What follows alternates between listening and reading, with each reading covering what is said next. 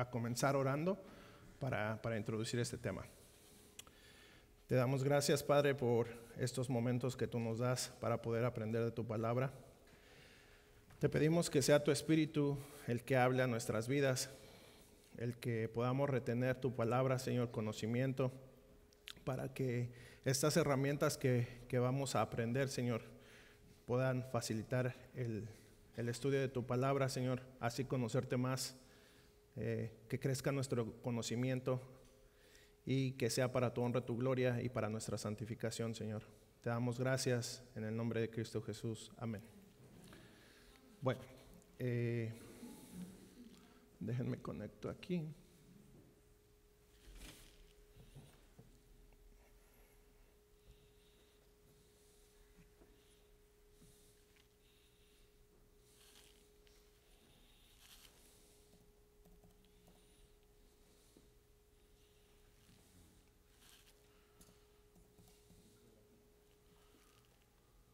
Ok, ahí estamos.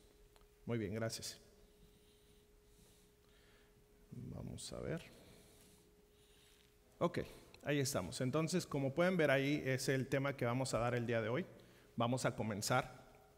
No creo que caemos porque sí hay unas cuantas cosas que podamos ver. Y como lo ven ustedes ahí, nos toca ver acerca de la tipología. Creo que algunos de ustedes o la mayoría de ustedes ya han escuchado acerca de este término.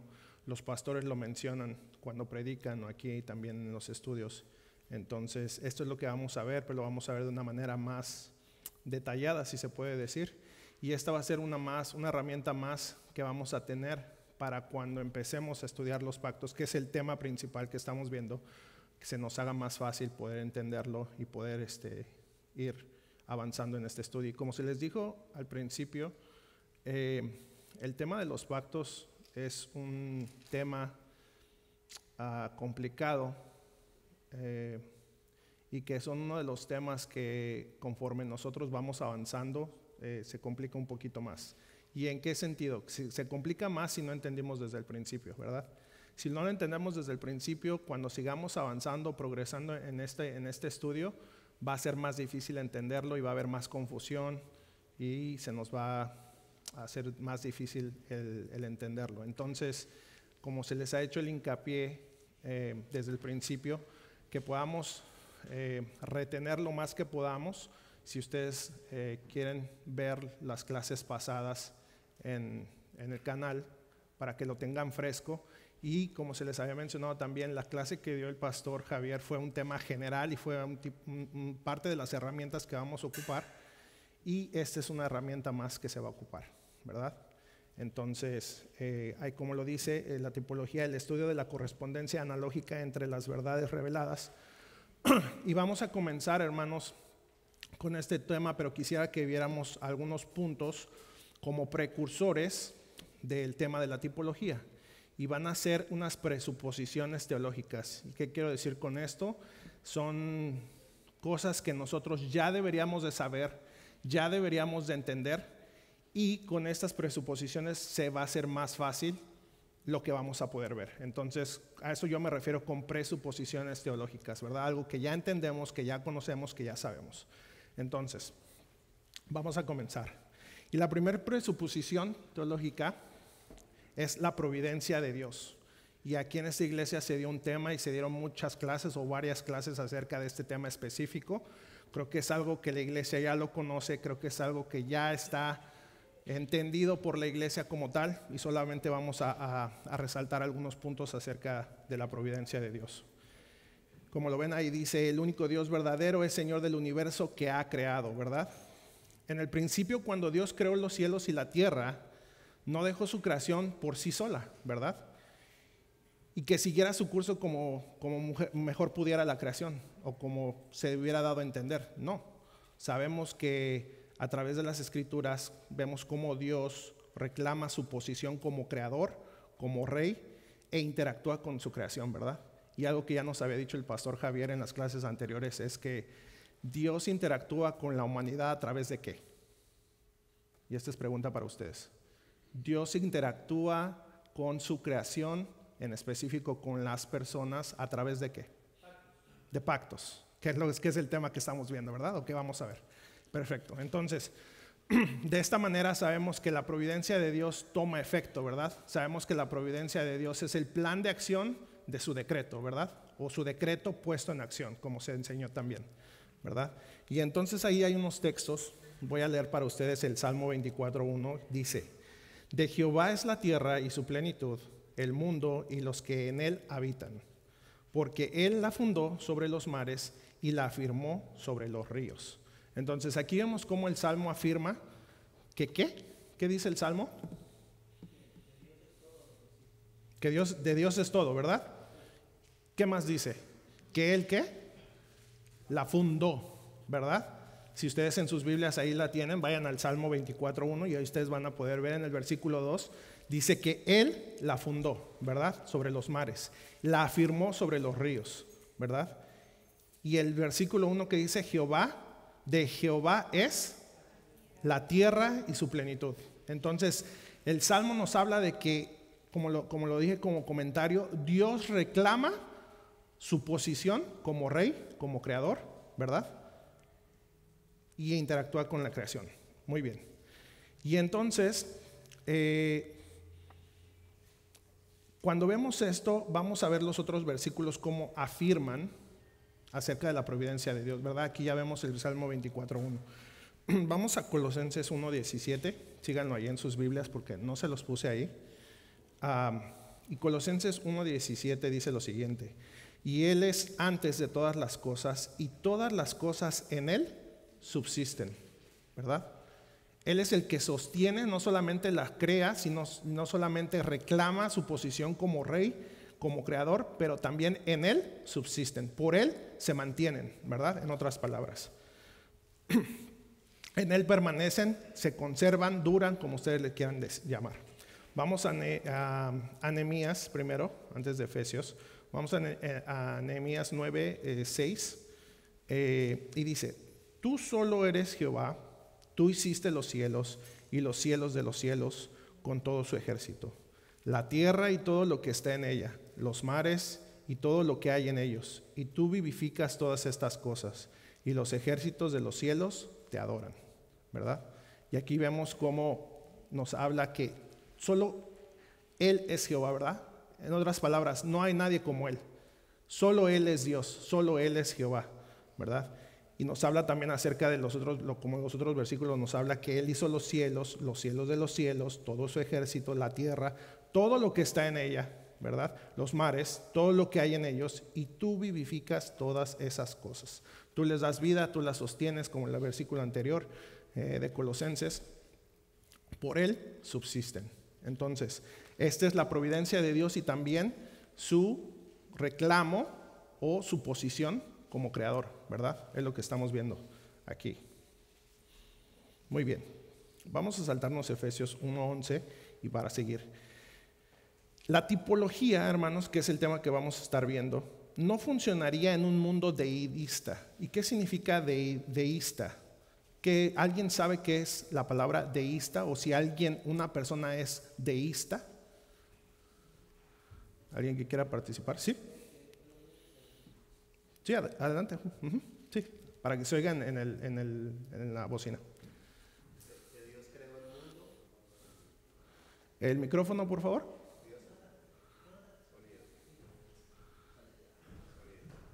Sonido. Gracias. Deísmo. Deísmo, ajá. Que Dios creó el mundo y se apartó y dejó el mundo funcionando a sus propias expensas. Sí, lo podemos decir así. También podemos decir que el término deísmo o deísta es el reconocimiento de que hay un creador, ¿verdad? De un creador de una forma natural de las cosas que existen, pero sin darle un culto, ¿verdad? O sin darle una adoración a ese Dios. O sea, reconocer que hay alguien, un arquitecto, un creador, pero no darle esa adoración como Dios, como creador, como se lo merece, ¿verdad? Eso es deísmo básicamente, o deísta. Entonces, como lo mencionaba, la tipología no funcionaría en un mundo deísta, y ya entendemos un poco más ese término.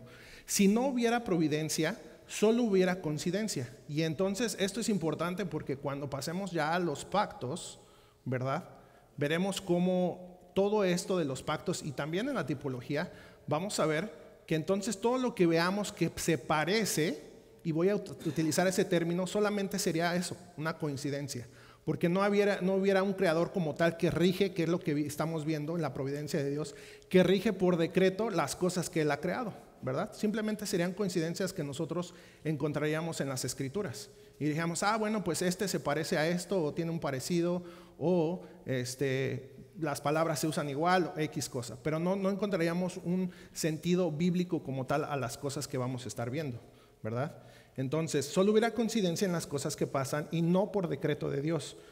La práctica de la tipología reconoce que la historia de la salvación se ha desarrollado de acuerdo a cómo fue diseñada y no por mera coincidencia. Sin Dios dirigiendo los eventos, nada de los primeros podían ser diseñados para que correspondieran los posteriores. ¿Qué quiero decir con esto? Cuando nosotros veamos y desarrollemos el tema ya como tal de tipología, vamos a ver que hay patrones en las Escrituras o hay ejemplos o maquetas, y ustedes como se los he dicho en las predicaciones o aquí los pastores ya lo han mencionado, lo que es un tipo, ¿verdad? Y tenemos alguna idea de lo que es un tipo. Entonces podemos decir que Adán fue un tipo de Cristo, o Moisés, o la serpiente que se levantó, y etc., ¿verdad? Entonces, pero si nosotros no viviéramos en este mundo deidista como una suposición, todo eso que encontraríamos sería pura coincidencia, sería un parecido simplemente. Pero no, lo que vamos a nosotros a ver aquí en la tipología es que Dios así ha diseñado las cosas con un propósito, ¿verdad? Con un propósito. Muy bien. Vamos a pasar a la siguiente presuposición. Bueno, hasta aquí hay algún comentario. Voy a hacer una pausa en cada una de las presuposiciones o una pregunta, o todo está bien. Ok, creo que vamos bien. Entonces, vamos a pasar a la siguiente. Otra presuposición teológica es la unidad de las Escrituras. ¿Qué quiero decir con esto? Que son inspiradas y son el registro de la voluntad de Dios, ¿verdad? Y ahí se cita 2 de Pedro 1:21. La tipología, hermanos, requiere de la unidad de las Escrituras. ¿Por qué? Ya que ellas son inspiradas y son el registro de la voluntad de Dios, desde Génesis hasta Apocalipsis, vemos la gran historia de la creación, la caída, la redención y consumación de lo que Dios en su voluntad quiso desde la eternidad, ¿verdad? Eso ya lo conocemos. La unidad de las Escrituras es el resultado de que los autores fueron llevados e inspirados por el Espíritu de Dios. Y entonces de esa manera podemos ver que todas las Escrituras están unidas, ¿verdad? Que aunque fueron escritos, como ya lo sabemos, por autores humanos o escritores humanos, pero el autor es solo uno, es Dios a través de su Espíritu, ¿verdad? Y segunda de Pedro, 1:21, quien lo sigue en sus Biblias, dice: porque nunca la profecía fue traída por voluntad humana, sino que los santos hombres de Dios hablaron siendo inspirados por el Espíritu Santo. Bueno, y Dios en su providencia aseguró a través de su Espíritu, que fue lo que primero que vimos, ¿verdad? La providencia de Dios. Dios en su providencia aseguró a través de su Espíritu el que los autores humanos, inspirados por Él mismo, tuvieran entre sí una continuidad para contar la gran historia de redención, la cual el clímax es Cristo. Y Cristo es el que da continuidad y significado a todo lo que le ha precedido. Entonces, cuando nosotros veamos los tipos, ¿verdad? Y veamos en el Antiguo Testamento un tipo con Cristo, entonces vamos a ver que hay una continuidad, que hay un propósito detrás de ese parecido, ¿verdad? Y que hay un propósito y que apuntaba precisamente al clímax, que es Cristo. Entonces vamos a ver esa unidad de las Escrituras, que no, hoy en día vemos como varios dichos pastores que dicen que tenemos que desligarnos del Antiguo Testamento, ¿verdad? Que eso como que ya está caducado, que ya eso ya no sirve. Pero vemos que la unidad de las Escrituras es con un propósito que apuntaba a Cristo. Entonces no podemos desligar el Antiguo Testamento del Nuevo, ¿verdad? Toda la Escritura es inspirada por Dios, toda. No solo el Nuevo Testamento, sino toda. Muy bien. Y entonces, sin la unidad de estas Escrituras, el significado espiritual que tienen los tipos, que es lo que estamos viendo, lo que vamos a ver, serían coincidencias, meramente accidentes en los cuales carecerían de un significado y no apuntarían a algo más grande, ¿verdad? Entonces, cuando decimos, como ya lo mencioné, cuando decimos que simplemente serían coincidencias, entonces no tendrían un significado más grande o más excelso, ¿verdad? Pero entonces cuando tú ya ves a los tipos y entonces los vas viendo y los vas estudiando, entonces tenían ciertas características y ese propósito específico que no tendrían si fueran meras coincidencias. Bueno, hasta aquí. ¿Preguntas o comentarios? Sí, adelante, pastor. Bueno, llego tarde pero aplicado, ¿eh? En el primer punto que trataste es interesante y bien importante porque estás mencionando algo, pero estás usando reglas hermenéuticas importantísimas. La primera, primero, en el primer punto usaste el uso del lenguaje figurativo y simbólico, cómo tenemos que analizar ese tipo de lenguaje. Y ahorita, dentro de las 7 reglas generales, la regla séptima aquí la tengo, la necesidad de mantener un equilibrio, no separar lo que Dios ha unido. Entonces, nosotros, por ejemplo, para estar seguros que no nos equivocamos a dar una interpretación a un texto, debemos de ser capaces de que el mensaje o la doctrina, hay doctrinas grandes que son cardinales y hay doctrinas pequeñas, pero para estar seguros que no estamos dándole una interpretación incorrecta, tenemos que ser capaces de agarrar esa enseñanza y probarla en todos los géneros literarios de las Escrituras, porque Dios no separa lo que el Espíritu Santo unió. Es una regla. Me preguntabas, ¿cómo saber que no nos equivocamos? Porque muchos comienzan a hablar lo que se le viene la gana. Pobre de la gente que el pastor le sale con que aquí lo que quiere decir esto, le dan un significado a los tipos que no está en línea. Y esta es una de las respuestas. Tiene que estar en línea ya Dios lo dijo antes. Sí. Lo dijo en las profecías, lo dijo en el Pentateuco, lo dijo en los poéticos, lo dijo en los libros históricos, lo dijo en los evangelios, lo dijo en las epístolas o en el Apocalipsis. Esos son todos los géneros literarios que tenemos. O sea, es bien importante eso. Sí, y como lo comentaba el pastor, como coincidencia puedo decir que ahorita en el discipulado estábamos viendo la perseverancia de los santos, ¿verdad? Entonces vimos un texto en el cual parece ser que si solamente lo leemos aislado, diría que en nosotros está esa perseverancia, ¿verdad? En nosotros mantener esa fe y todo lo demás. Pero vemos que a la luz de la Biblia, lo que está diciendo el pastor, que tenemos que ponerlo a la luz de todas las Escrituras. Y como perseverancia de los santos, como ustedes ya lo saben, la mayoría de ustedes, es la culminación de todas las demás doctrinas. Entonces ya fue fácil entender que esa perseverancia no está en nosotros, sino en Dios, ¿verdad? En la conservación de los santos. Hermano Jesús. La introducción del concepto de deísmo en el desarrollo de la tipología es muy bueno porque allí se habla del tema de la trascendencia e inmanencia. La trascendencia es que Dios está por fuera de los límites del espacio y del tiempo. Y muy bien se dijo la definición, que es que Dios está por fuera de todo, creó todo, no tiene límites, no tiene espacio, es trascendente, que es el significado. Pero lo que hace la diferencia es la inmanencia. Dios está dentro del tiempo, el espacio y se relaciona con todo. Y es donde comienza a cobrar ese significado de los tipos y símbolos, porque una forma de Dios relacionarse con el hombre es rebajarse al mismo lenguaje del hombre para que el hombre pueda entenderlo. Y es lo que Cristo hace. Él es inmanente, Él se entra en el espacio, el tiempo. Y por medio de eso aún tenemos las mismas escrituras, donde Él nos habla para poderlo entender. Muy bien, sí, muchas gracias. Y sí, vamos a verlo en los tipos, como les decía. Es importante entender que con lo que estaba diciendo el hermano Jesús acerca de la inmanencia, Dios entra en el tiempo y en el espacio, ¿verdad? Y entonces ya también dijimos que Dios se relaciona a través de ¿qué? De los pactos, de lo que es lo que vamos a ver. Entonces, en esa inmanencia de Dios, a través de esos pactos es como nosotros vamos a ver cómo se va a ir relacionando, y los tipos están dentro de esos pactos. Vamos a ver cómo esos tipos juegan un papel también en los pactos, ¿verdad? Cómo vemos cómo se relacionan las personas, los lugares, ciertos acontecimientos, objetos en esa historia de redención, y que a Dios así le plació a través de esa providencia que ya vimos que fue el primer punto, para poder revelarse a nosotros, ¿verdad? Muy bien. Creo que es todo, ¿verdad? Seguimos. Muy bien. Otra presuposición teológica es el testimonio del Espíritu Santo. La misión del Espíritu Santo es testificar ¿de quién? De Cristo, del Hijo, ¿verdad? Ya que la Escritura es inspirada por el Espíritu, debemos esperar que el resultado de la revelación de Dios testifique acerca del Hijo, ¿verdad? Eso es como algo lógico, algo consecuencial, ¿verdad? Si el Espíritu Santo, la tarea de él es testificar del Hijo, bueno, y las Escrituras fueron inspiradas ¿por quién? Por el Espíritu Santo, bueno, concluimos que las Escrituras testifican acerca de ¿quién? Del Hijo, ¿verdad? Muy bien, y vamos a ver 2 de Timoteo 3:16.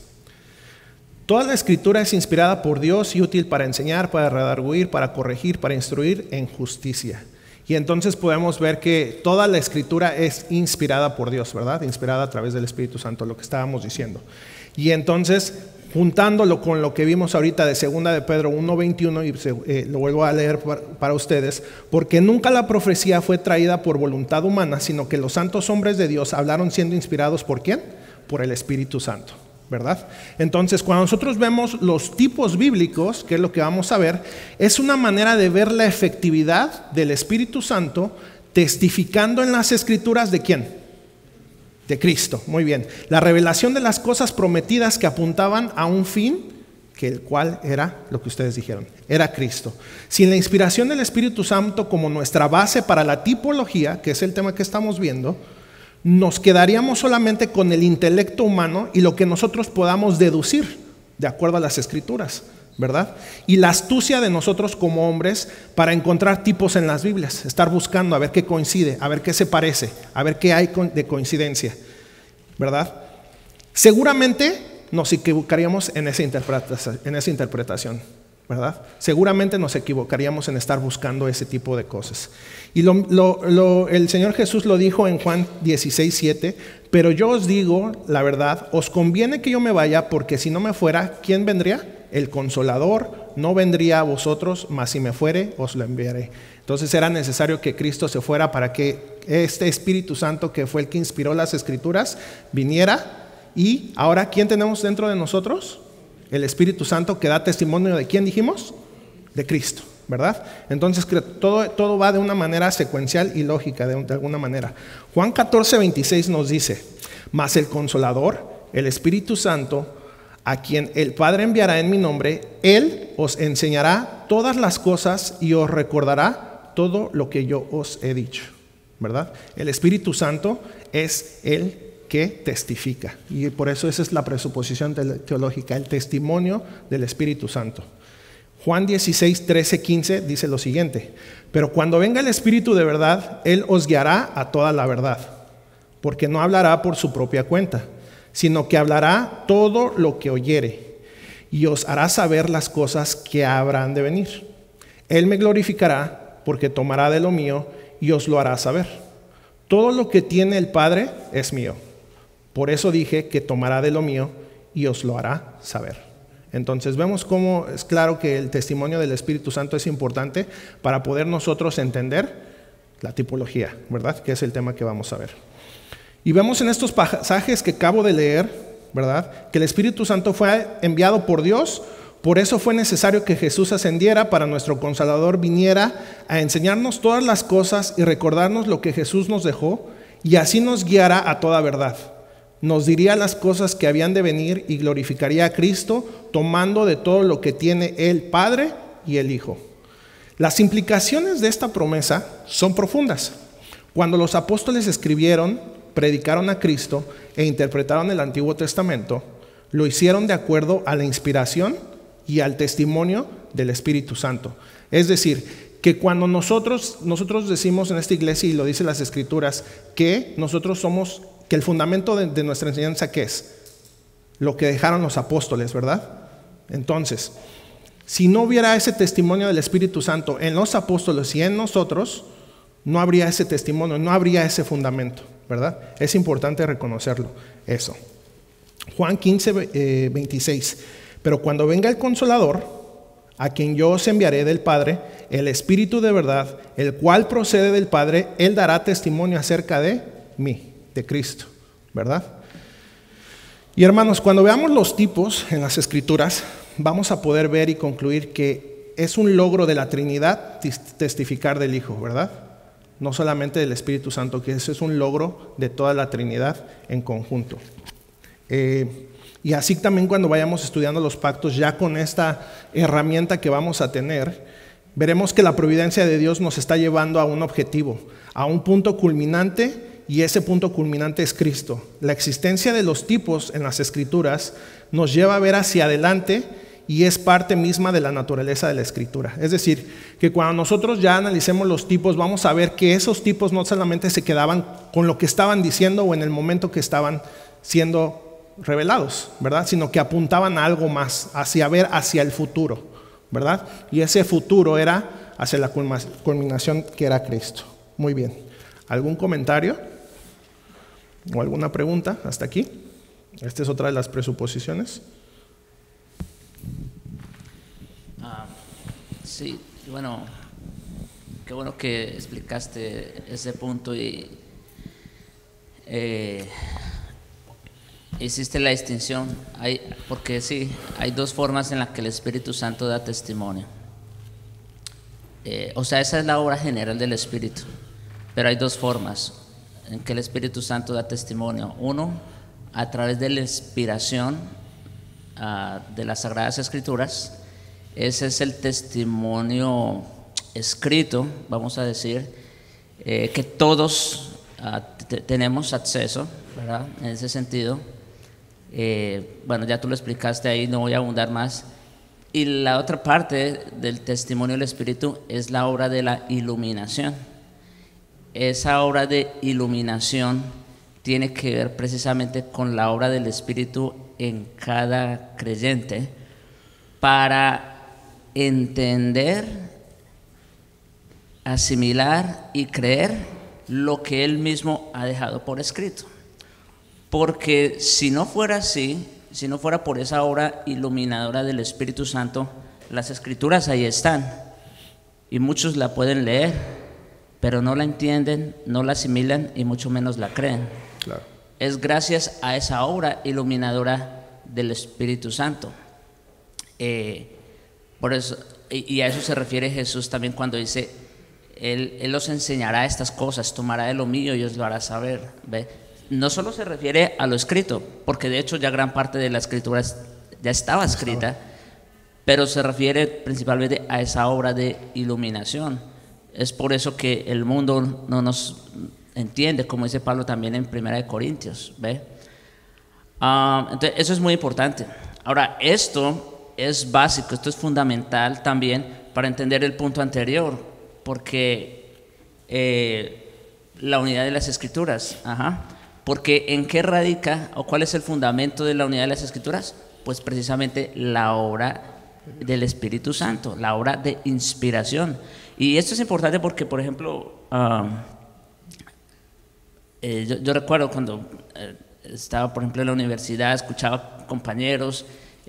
A veces uno llegaba a ciertos tipos de discusiones, ya fuera en clase, ¿verdad? Y ellos traían el argumento cuando hablamos de las Escrituras. Muchos decían, no, pues la Biblia pues es un libro cualquiera, simplemente pues fueron hombres que lo hicieron y coincidieron quizás en su conocimiento de la vida, etcétera, etcétera. Y fíjate que ellos están rompiendo todo esto, ellos están rompiendo la unidad de las Escrituras.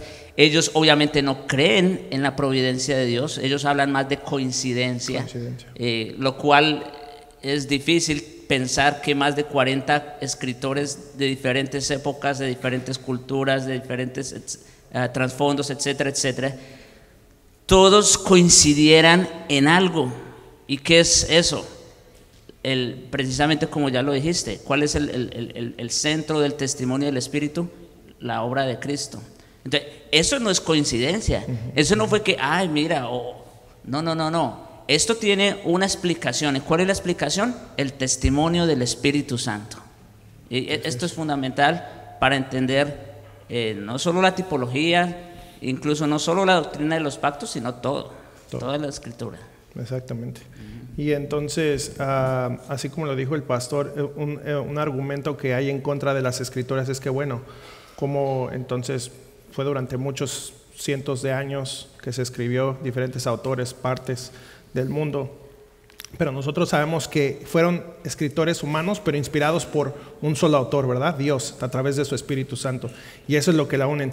Más aparte, cuando nosotros vemos el testimonio de las Escrituras, hay un hilo conductor, y eso ya lo dijo también el pastor Javier. ¿Cuál es el hilo conductor de todas las Escrituras? O se los voy a poner más fácil. ¿Quién es el hilo conductor de todas las Escrituras? Cristo. Cristo. Es el hilo conductor de todas las Escrituras, ¿verdad? Entonces ahí podemos ver que no simplemente se basa en hechos, porque también es difícil nosotros, nada más si nos podemos analizar por unos momentos, cuántas profecías no fueron ya cumplidas, que fueran dichas cientos años atrás, antes de que se cumplieran, y era como, se podría decir humanamente, es demasiada coincidencia, ¿verdad? Que alguien pudiera profetizar ciertas cosas y se cumplieran, y otras que hay por cumplirse, ¿verdad? Entonces sabemos que es un autor, es el Espíritu Santo. Muy bien, ¿vamos bien hasta ahí? Ok. Otra de las presuposiciones es las declaraciones autoritativas de Jesús que encontramos en las Escrituras. Y entonces la tipología bíblica se apoya en estas declaraciones acerca de cómo el Antiguo Testamento se relaciona con él, con Cristo, ¿verdad? El Señor Jesús lo declara en Lucas 24:27 a los dos que iban camino a Emaús, y lo voy a leer para ustedes, Lucas 24:27.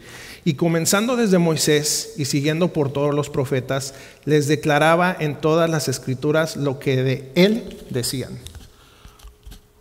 Y entonces, cuando nosotros hacemos la pregunta, cuando nosotros leemos estas Escrituras desde Moisés y pasando por los profetas, hablaban de un Mesías, ¿verdad? De un Redentor. Y entonces, esta presuposición, ¿cómo dice? Declaraciones autoritativas de Jesús. Entonces, él les declaraba, él se estaba proclamando y él es el Mesías, cuando él estaba diciendo eso, ¿verdad? Muy bien.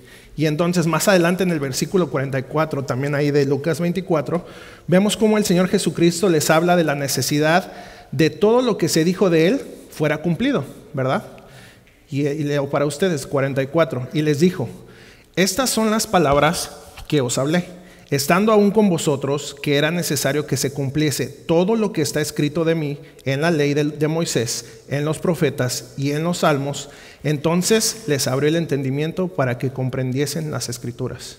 Y como lo dijo, ya lo mencionó el pastor Javier ahorita en el comentario que hizo, ¿verdad? Es necesario también la iluminación del Espíritu Santo para poder entender las Escrituras. Lo dijo él, las Escrituras están ahí, ¿verdad? Pero sin la iluminación en nosotros, para nosotros, del Espíritu Santo, sería imposible comprender las Escrituras, ¿verdad? Sería imposible. Y también lo vemos en Juan 5:39, que dice: escudriñar las Escrituras, porque a vosotros os parece que en ellas tenéis, ¿qué? La vida eterna. Ellas son las que dan testimonio de mí. Así lo dice Cristo, ¿verdad?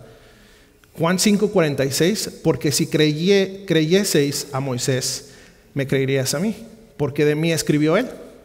Pero si no creéis en sus escritos, ¿cómo creeréis en mis palabras?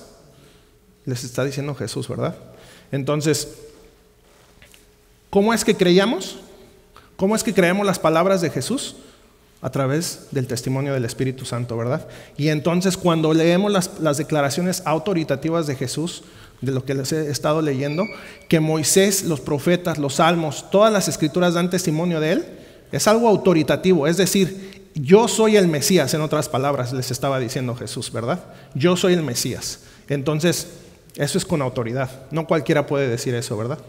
Muy bien. También lo vemos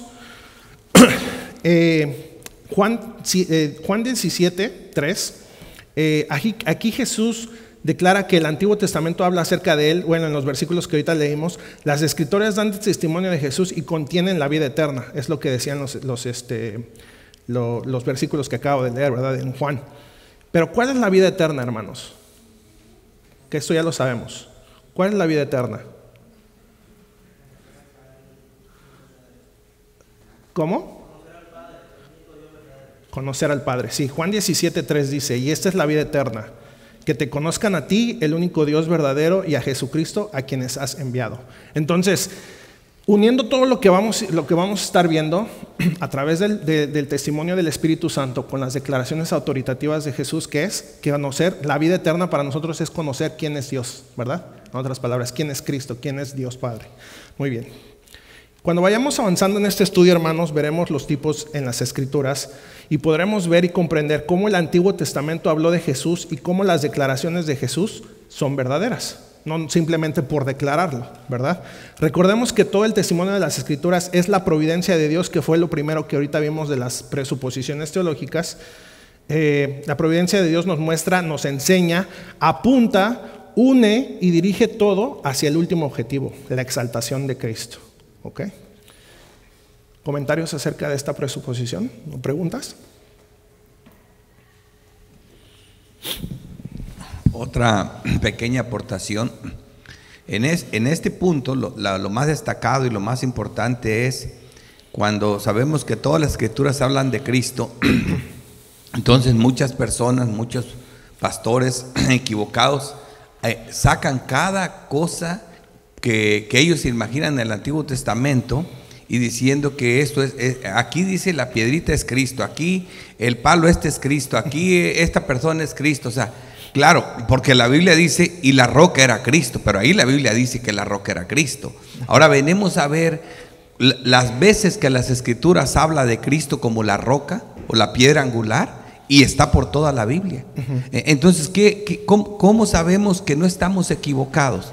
Mira, porque ahí nos dice que la roca era Cristo, pero no en todas partes nos dice que todas las piedras son Cristo. Ándale. Entonces, pero sí podemos decir que en otras partes nos toca a nosotros, por ejemplo, en el libro de Esther.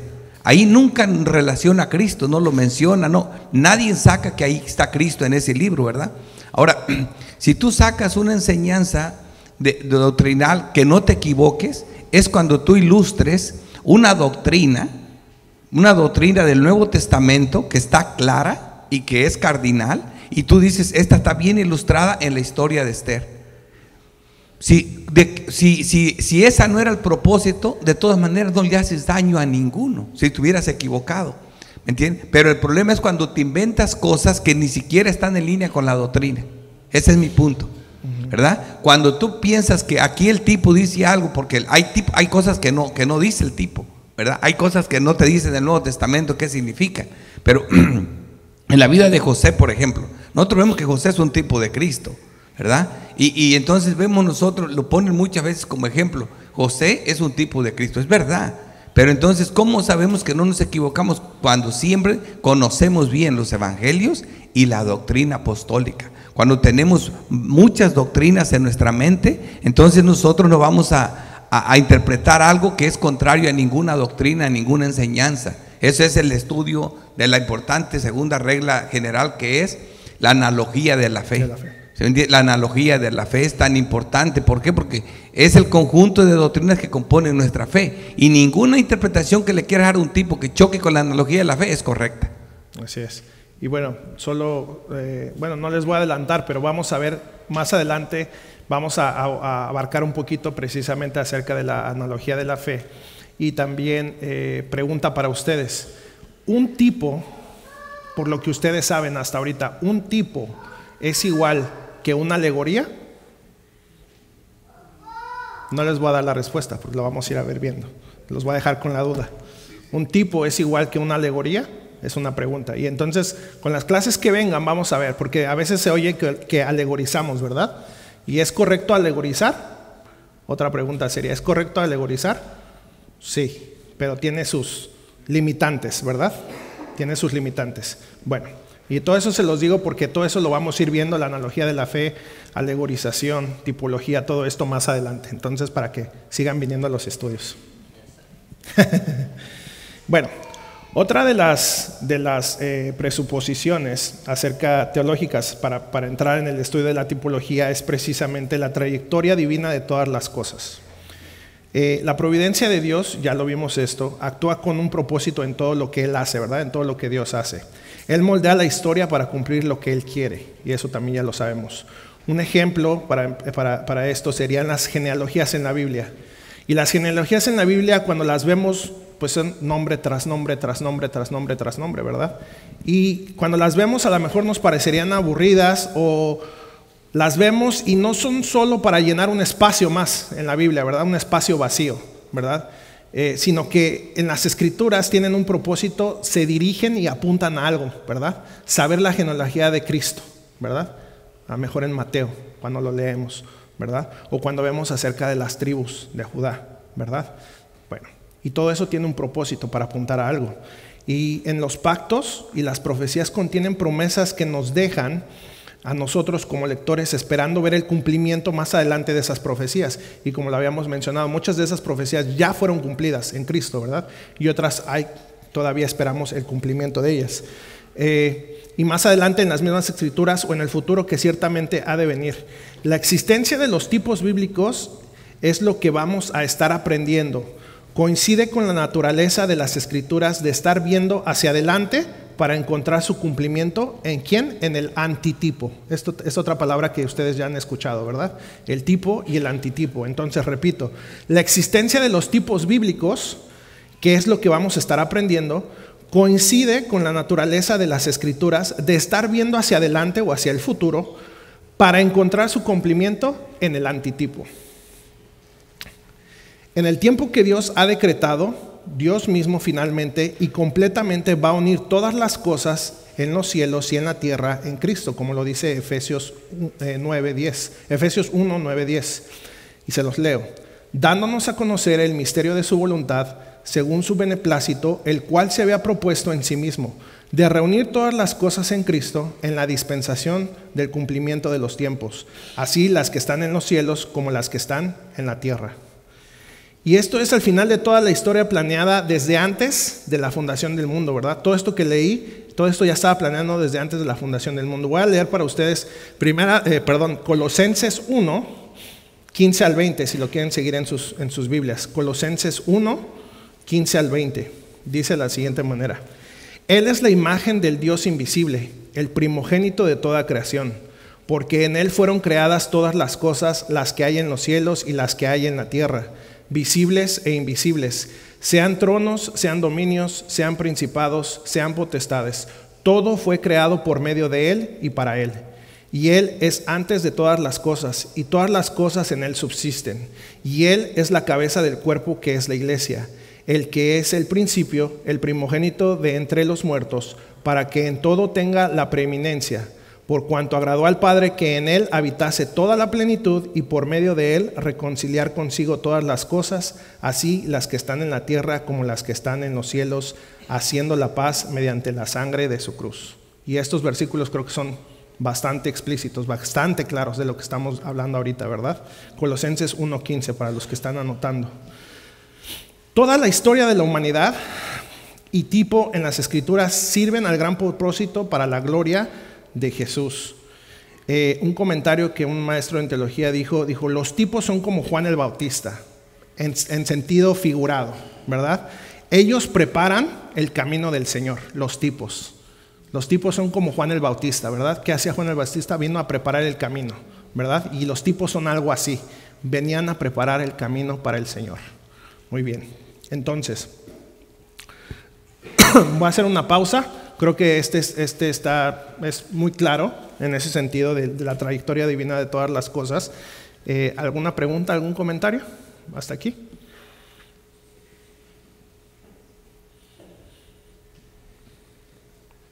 Bueno, vamos a seguir. Y entonces,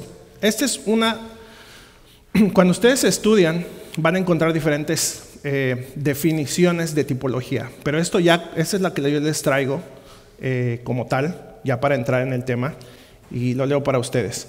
El estudio de la correspondencia analógica entre las verdades reveladas acerca de personas, acontecimientos, instituciones y otras cosas dentro del marco histórico de la revelación especial de Dios, que, desde una perspectiva en retrospectiva, son de una naturaleza profética y escalonados en su significado. ¿Qué significa eso? ¿Qué significa eso? Bueno, lo voy a decir de otra manera. Es la comparación entre la semejanza de las cosas o de las cosas cómo se parecen reveladas en las Escrituras. Pueden ser, como lo dice ahí, personas, objetos, acontecimientos, instituciones, dentro de ¿qué? De la revelación especial de Dios. ¿Qué es eso? Dentro de las Escrituras, ¿verdad? La revelación especial de Dios, ¿qué es? La Biblia, ¿verdad? Cuando vemos las cosas reveladas en el pasado, y cuando me refiero al pasado es en el Antiguo Testamento y lo que ya aconteció, su naturaleza es profética, es decir, que cuando nosotros veamos los tipos o algunos ejemplos de tipos, vamos a ver que tenían un propósito doble, si se podría decir así. Tenían un propósito en el cual, en el tiempo y con el contexto en el que se estaban dando, ¿verdad? Y tenían un cumplimiento, el cumplimiento doble sería algo que apuntaban al futuro, ¿verdad? Entonces ese sería como un cumplimiento doble, si lo podemos decir de esa manera.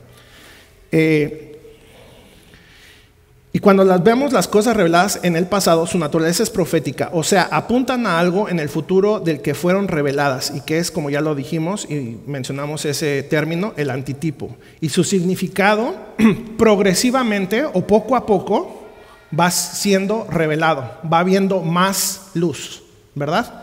Nosotros cuando vemos, por ejemplo, tomando el ejemplo, lo que mencionó el pastor Valdés, cuando dice que la roca era Cristo, ¿verdad?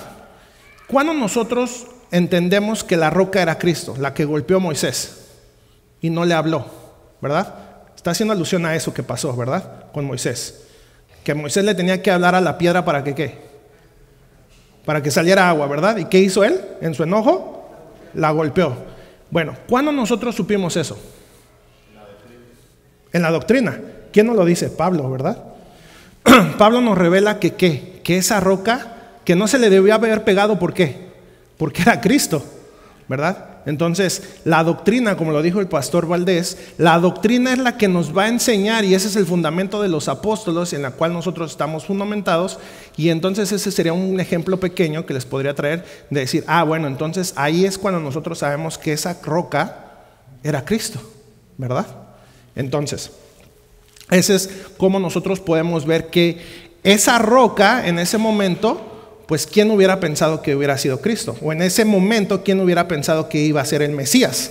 ¿Verdad? Porque en ese momento ellos no sabían, cuando aconteció en el tiempo específico y en el contexto específico, ellos sabían que iba a haber un Redentor o un Mesías, pero no sabían quién era, ¿verdad? No sabían que se llamaba Jesús, no sabían nada de eso. Entonces, progresivamente iba viendo más luz, más conocimiento de quién iba a ser ese Mesías. Lo dijo también otro ejemplo, podría ser cuando el pastor Molano mencionó acerca de que en Génesis 3:15, ¿verdad? Cuando se da la promesa, ¿verdad? De un Redentor, ¿qué sabíamos en ese momento? Génesis 3:15, ¿qué nos dice acerca del Redentor? ¿Quién se recuerda? Y si quieren lo pueden buscar en sus Biblias. ¿Qué nos dice Génesis 3:15 acerca del Redentor? Entonces, ¿qué información teníamos en ese momento específicamente del Mesías? ¿Que iba a ser qué? Simplemente la simiente de la mujer. Eso era todo, ¿verdad? Eso era todo. No teníamos ninguna otra luz más en ese momento en Génesis 3:15. Progresivamente a través de las Escrituras vamos sabiendo que iba a descender del pueblo de Israel, que iba a ser de la tribu de Judá, que iba a nacer en cierto lugar y iba a haber más luz, ¿verdad? Y con Isaías íbamos a ver que se le iba a llamar príncipe de paz, y luz, más luz, más luz, más conocimiento. Progresivamente iba revelándose hasta la culminación, que fue ¿qué? Cuando vino Cristo, ¿verdad? Muy bien. Y bueno, para que entendamos un poquito más esta definición, y creo que con eso voy a cerrar, porque si me meto a lo siguiente, bueno, les voy a dar una diapositiva más y es todo, creo que vamos a alcanzar hasta ahí. Analogía, cuando dice es el estudio de la correspondencia analógica, ¿qué significa analogía? Es la relación de semejanza entre las cosas distintas, o sea, entre dos cosas. Y puedo tomar el ejemplo de la serpiente que fue levantada en el desierto, ¿verdad? Era un objeto, era una figura de una serpiente, ¿verdad? Pero eso era una figura y era una serpiente, ¿verdad? Formada por un hombre, pero era distinta de Cristo, obviamente, ¿verdad? Eso está claro. Pero había una similitud, ¿verdad? ¿Cuál era la similitud entre la serpiente que fue levantada para que el pueblo de Israel al verla se salvara? ¿Y cuál era la similitud con Jesús? ¿Quién se acuerda? ¿O quién quiere participar? Ajá, Kevin.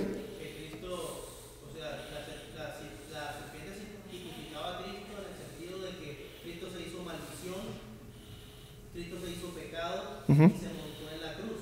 Y en esa cruz pues él dio la salvación. Pues eso era lo que significaba la serpiente. Todo el que mirara a ese que estaba allí maldito pues iba a ser sanado. Exactamente, que tanto la serpiente de bronce como Cristo tendrían que ser ¿qué? Levantados. Muy bien, ¿verdad? Entonces, aunque vemos que es una figura, es una serpiente de bronce levantada, es un objeto, tenía similitud con Cristo, ¿verdad? Y entonces por eso la definición dice, es el estudio de la correspondencia analógica. ¿Qué es analogía? Relación de semejanza entre cosas distintas. Ese es el ejemplo, ¿verdad? Basados en el razonamiento en la existencia de atributos semejantes entre seres o cosas diferentes, para completar la definición de analogía, ¿verdad? Entonces con ese ejemplo podemos tener algo más claro, ¿verdad? Aunque eran dos cosas diferentes, pero tenían una relación. Muy bien. Y bueno, de acuerdo a esta definición que les traigo, hermanos, y con esto termino, o bueno, ¿saben qué? Voy a dejar esto para la próxima. Si hay alguien que quiera comentar o preguntar, mejor. Y esto ya lo dejo para después. El micrófono, por favor. ¿No?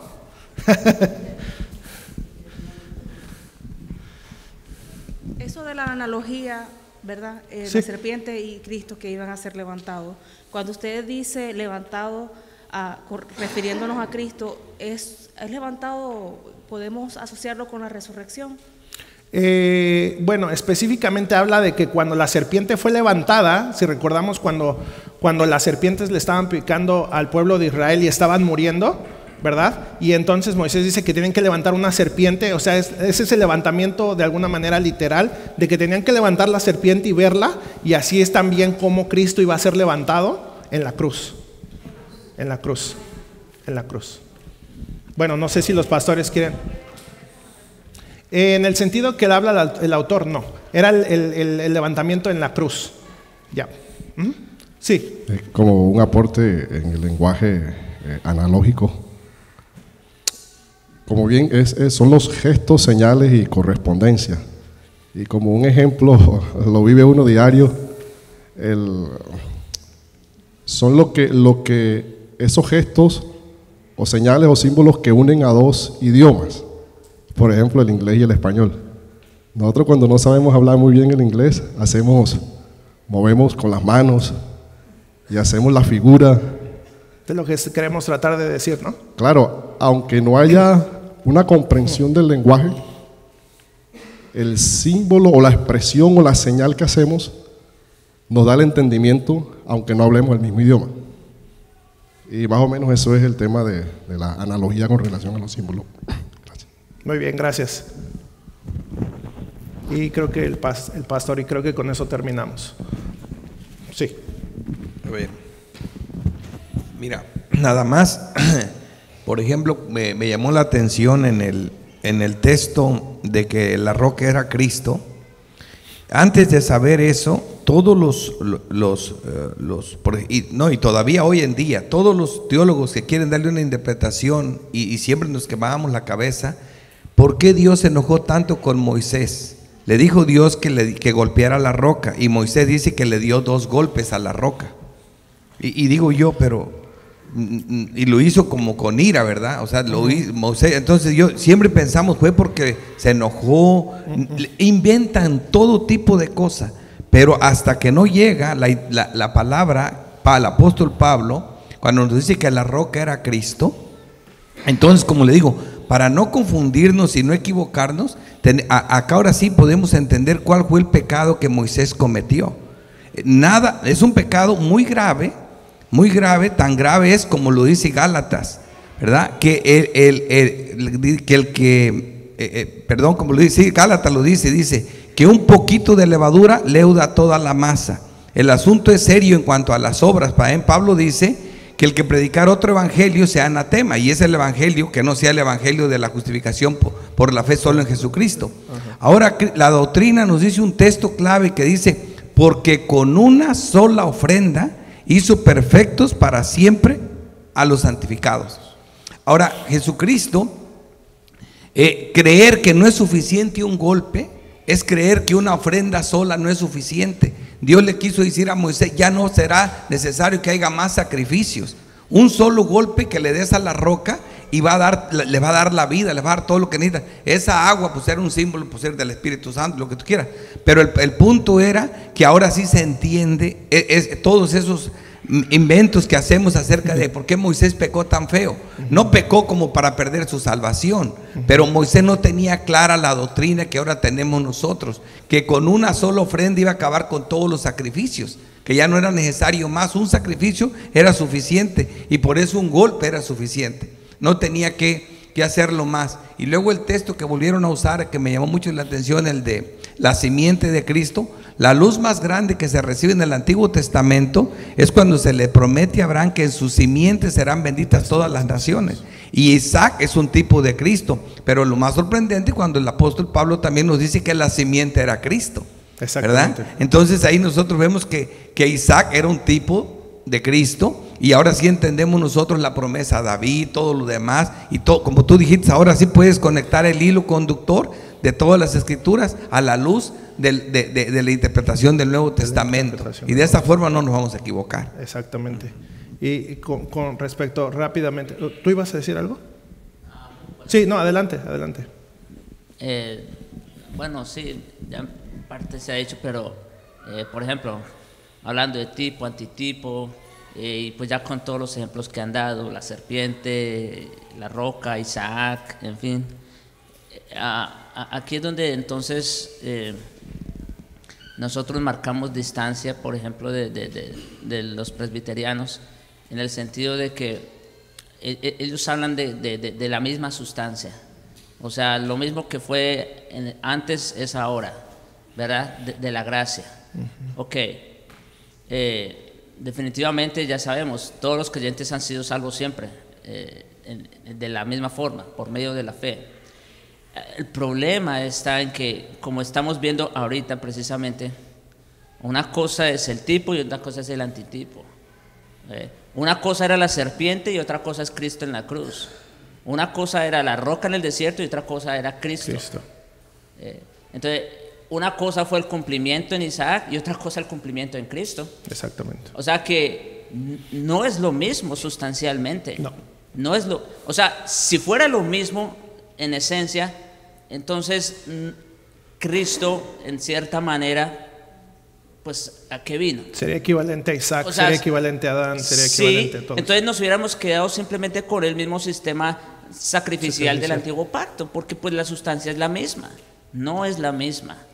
Cristo, como dice Juan, la ley por medio de Moisés dada, pero la gracia y la verdad vinieron por medio de Cristo. Cristo es la gracia en persona. No es lo mismo la gracia prometida que la gracia revelada. Eso que lo tengamos claro. Porque aquí, hermanos, y este es, yo creo que de fondo, esto es lo más importante y lo que nos distancia, como digo, de nuestros hermanos presbiterianos. Sí, y dos comentarios para terminar. Cuando el pastor Valdés estaba hablando acerca de Isaac, ¿verdad? Entonces, como lo vamos a ver en la tipología, tiene un doble cumplimiento, como ya se los mencioné, ¿verdad? Iba a ser bendita a través de la simiente por medio de Abraham. Benditas todas las naciones, ¿en qué sentido? A través de Isaac iba a ser ¿qué? La descendencia del pueblo de donde iba a venir el Redentor, ¿verdad? Y de alguna manera en eso se cumplió en Isaac. Pero ¿en quién iban a ser benditas las naciones? O sea, hablando de la salvación, como lo mencionaban los pastores, en Cristo, ¿verdad? Entonces tiene un doble cumplimiento, como lo dije, y eso es algo que se los adelanté, porque lo vamos a ver más adelante. Pero el cumplimiento de la tipología tiene un cumplimiento en el momento en que se da, en el espacio en el que se da, en el contexto en el que se da, tiene un cumplimiento, pero apunta, y por eso la definición aquí abajo, dice aquí, ¿verdad? ¿Se ve? Escalonados, apunta a algo más grande y en el futuro, y que a la misma vez progresivamente se va dando más luz acerca de eso, ¿verdad? Comentario que hicieron acerca de la roca. No solamente en las escrituras podemos ver que la roca era Cristo cuando le pegó, ¿verdad? Hay otros versículos cuando menciona quién era la roca, ¿verdad? Cristo, ¿verdad? Entonces, vamos a ir viendo poco a poco y es importante que tengamos las diferencias y como punto final lo que dijo el pastor Javier acerca de nuestros hermanos los presbiterianos. No es mi tema como tal aquí, yo no sé si lo va a traer el pastor Javier o el hermano Jesús cuando les toque dar a ellos las clases que le corresponden, pero no es la misma sustancia de los pactos y ellos adjudican que nosotros ahora en el pacto de gracia, ¿verdad? Es la misma sustancia que en el antiguo pacto, pero bajo dos administraciones diferentes, ¿verdad? Y ellos dicen, bueno, ¿qué significa eso? Bueno, sigan viniendo a las clases porque lo van a aprender. Sigan viniendo a las clases porque lo van a aprender, ¿ok? Bueno, vamos a orar para poder entrar en el descanso. Te damos gracias, Padre, por estos momentos que tú nos das. Que sea tu Espíritu el que nos enseñe, que sea tu Espíritu en que en cada uno de nosotros, Señor, nos enseñe, nos explique, nos muestre las verdades que hay en tu palabra, Señor, y que sea para nuestra santificación, pero para tu gloria. Que sea para un mayor entendimiento de tu palabra, que cuando nosotros lleguemos a terminar este estudio de los pactos, Señor, veamos tu palabra de una manera totalmente diferente a como tal vez nos la enseñaron o la creíamos nosotros, pero sino que verdaderamente tu Espíritu Santo nos muestre la grandeza de tu plan maravilloso y ese hilo conductor que era Cristo, que es Cristo, para su honra y su gloria. Te damos gracias en el nombre de Cristo Jesús. Amén.